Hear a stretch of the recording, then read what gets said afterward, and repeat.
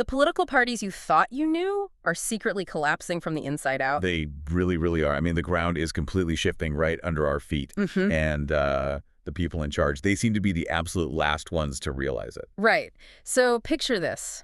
You are watching the 2026 midterm elections unfold, right? And you're looking at Maine. Oh, the Maine situation. Yes. You've got 78-year-old Governor Janet Mills. And she is like an absolute staple of the state's political machine. The Democratic establishment basically begged her to run for the Senate to secure this must-win seat. They needed her. Exactly. So she launches her campaign, the party brass cheers, and then out of nowhere, an absolute shockwave hits Washington. Yeah, she just abruptly drops out. Completely drops out. She doesn't just, suspend her campaign for a bit. She totally surrenders. She runs out of money, pulls all her television ads, and just gives up. Leaving the establishment completely scrambling. I mean, they suddenly have a massive gaping hole on the map in a crucial election year. And who does her exit hand the spotlight to? Graham Platner. He is a 41-year-old progressive oyster farmer who has openly bashed the party establishment for years. I mean, he carries serious political baggage, like a trail of radical statements online. Oh, yeah, tons of baggage. But while the sitting two-term governor couldn't even make payroll, this outsider oyster farmer was pulling in millions of dollars in grassroots fundraising. It's crazy. He completely crushed her. It perfectly captures the total chaos happening behind closed doors right now. I mean, the old guard is losing its grip. It really is a stunning collapse of, well, the normal political machinery. Yeah. And it tells us something vital, right? The traditional levers of power, like the endorsements, the big donor networks, they are suddenly failing. Welcome to today's deep dive.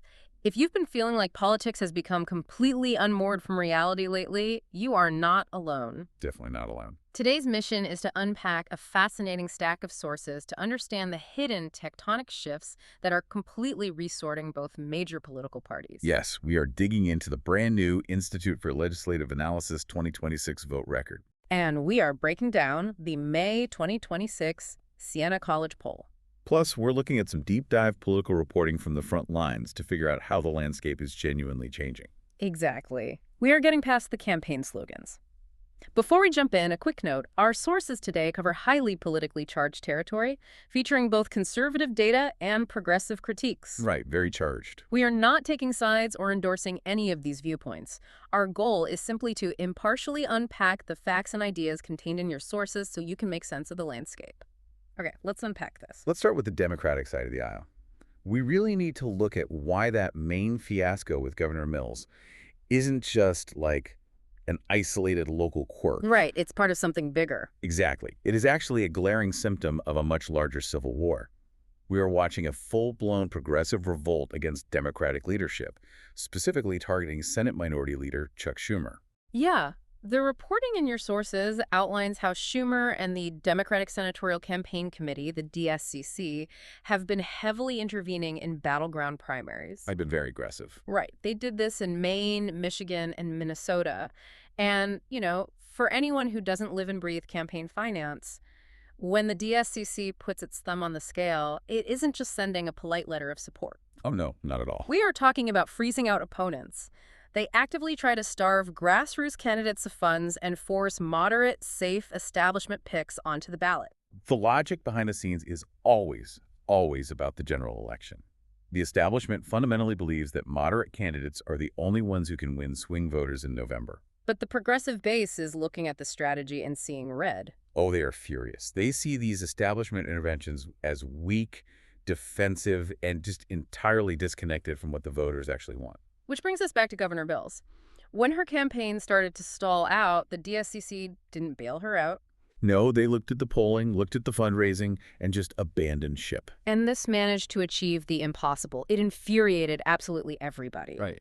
The establishment Democrats felt completely betrayed by leadership, while the progressives felt entirely validated. They were basically saying, we told you she was a terrible choice to begin with. And you can measure the fallout. When you look at the recent data, Schumer's standing is cratering. His favorability among his own party has dropped to a remarkably narrow 47 to 40% margin. Wow. Wait, 47 to 40? Yes. And if you are a party leader, you expect your own base to be your firewall. When only 47% of your own voters view you favorably, the alarm bells are ringing. The sources point to some massive breaking points behind that anger. The progressive base claims Schumer is feckless. Yeah, that word comes up a lot. They are particularly livid about a massive $900 billion defense budget that passed. The reporting shows deep progressive fears that President Trump could use that military funding for operations in Venezuela. And it goes way beyond defense spending. They're also attacking Schumer over his handling of ICE immigration and customs enforcement. Right.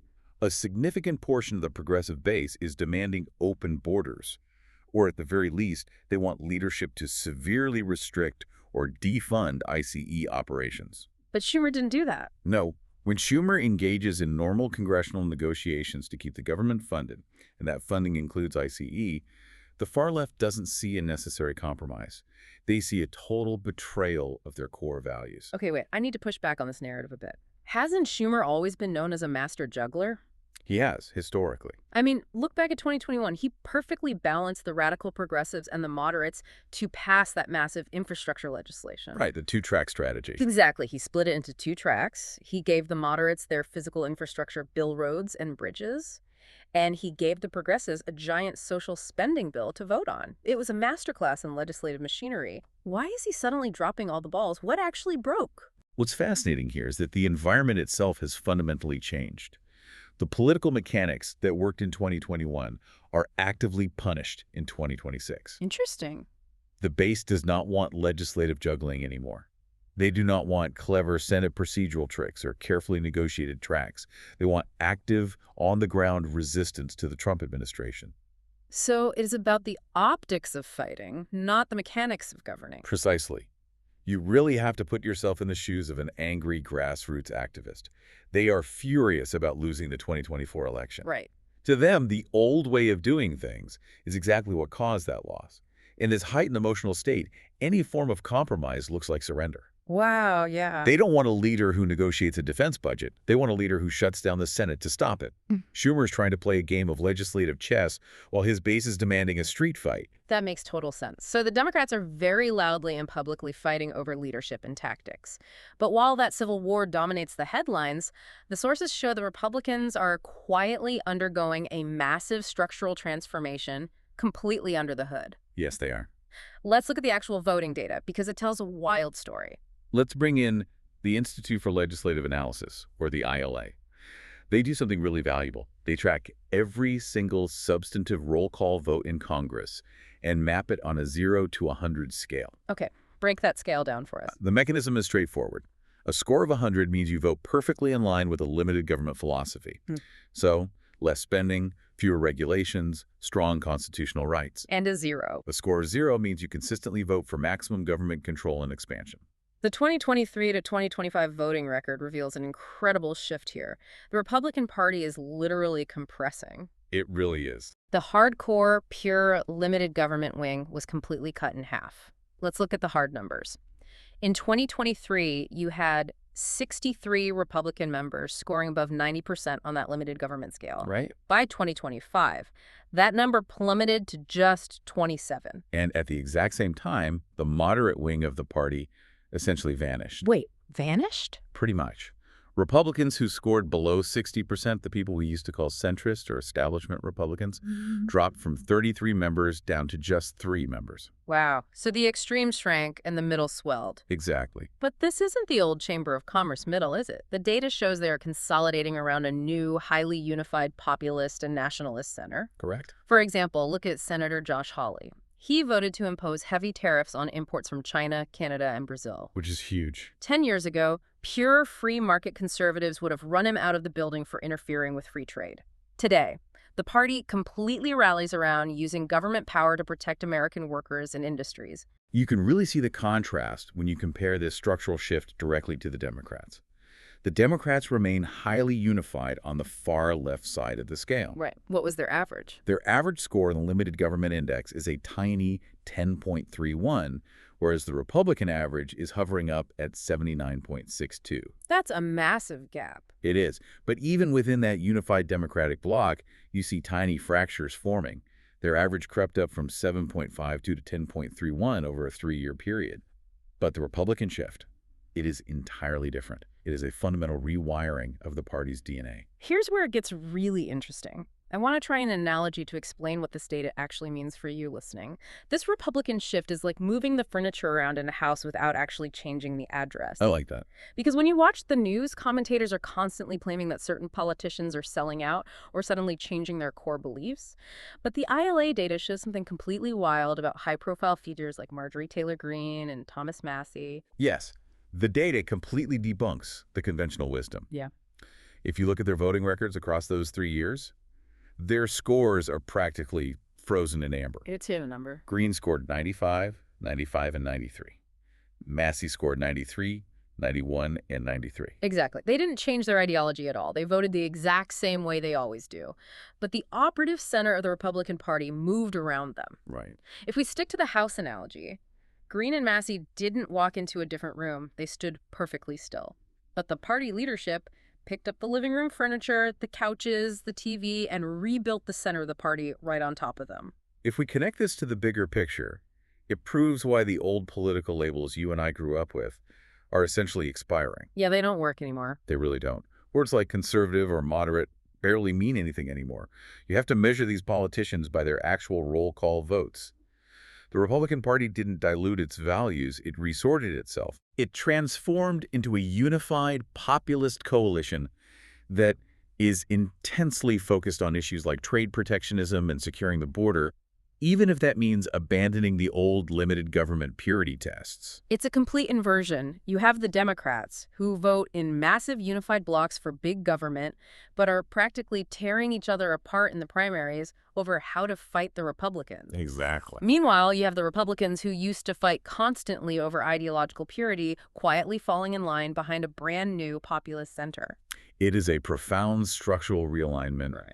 But the crucial piece of the puzzle here is how the public is actually processing all this. Right. If Democrats are divided on tactics and Republicans are shifting on policy, how are the actual voters reacting to all this internal chaos? Let's bring in your next source, the May 2026 Siena College poll. The polling data is glaring. It shows massive, widespread national discontent. The voters are looking at this newly sorted political landscape, and they are deeply, deeply unhappy with what they see. 60% of voters say the United States is headed in the wrong direction when it comes to creating opportunity and protecting constitutional rights. That's a huge majority. 6 out of 10 voters feel the fundamental promise of the country is off track. And that anger is hitting everyone at the top. Yeah. The poll shows President Trump's favorability has hit the lowest point of his current term. Wow. He is sitting at 33% favorable and a massive 64% unfavorable. But wait, where's that drop coming from? Well, if you dig into the crosstabs, the really shocking mechanism driving that drop isn't coming from Democrats. It's coming from his own side. His favorability among Republicans suffered a massive 13-point drop, falling from 78% down to 65%. That is wild. And the Democrats are taking hits on the local level, too. Look at New York. Yeah, New York is fascinating. Democratic Governor Kathy Hochul saw her favorability drop to just 41%, with 46% viewing her unfavorably. It is her lowest rating in a year. Yet, and this is where my head starts to spin, when the poll matches her against Republican Bruce Blakeman, she still comfortably leads him 49% to 33%. Which highlights the absolute absurdity of modern polling. Voters will explicitly tell a pollster they are furious with a politician's performance, but they will still vote for them. Wait, I notice a massive contradiction in the data here that we definitely need to address. If you're listening to this, you're probably thinking, how can voters be this contradictory? It's confusing, for sure. Because the national mood is incredibly grim. 60% say the country's on the wrong track. Yet, in that exact same Siena poll, 49% of New Yorkers say their best days are ahead, compared to only 32% who say they are behind us. Right. Is there a massive disconnect between national anger and local optimism? This raises an important question about political psychology right now. Voters today hold two entirely conflicting thoughts in their heads at the exact same time. How does that work? Well, when they look at Washington, D.C., they see the gridlock, they see the partisan warfare we just talked about, and they feel incredible anger at the national establishment. But when they look out their front window at their own state or their own community, they feel a sense of local pride and optimism. But they still end up voting for the national establishment they claim to hate. That is the ultimate paradox of a deeply polarized system.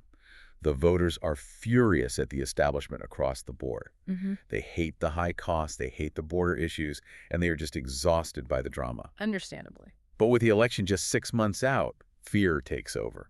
They retreat to their partisan corners. The mechanism is pure tribalism. Just look at the numbers. 75% of Democrats still back Koschel. 75% of Republicans still back Blakeman. So the voters feel trapped. They desperately want to reject the status quo. But when they get into the voting booth, they look at the other side, decide that outcome is completely unacceptable, and they just put the team jersey right back on. It's exactly. You might be a Republican frustrated by President Trump's tone, or a Democrat furious at Chuck Schumer for funding ICE, but tribal loyalty trumps policy anger almost every single time. So what does this all mean? Let's zoom out and distill the main takeaways from everything we just unpacked today. The 119th Congress isn't just paralyzed by polarization. It is actively resorting itself right in front of us. It really is. The political shortcuts you've relied on for the past decade are dead. You cannot just call someone a conservative or a moderate and assume you understand how they are going to vote. To be truly well-informed in this new era, you have to look at the hard voting data. You have to watch the actual roll calls, like the ILA data showed us. The party brand is just marketing. The votes are the reality. What stands out to you as you listen to this? We are watching the Democratic establishment completely lose its grip on a progressive wing that demands a street fight. Yeah.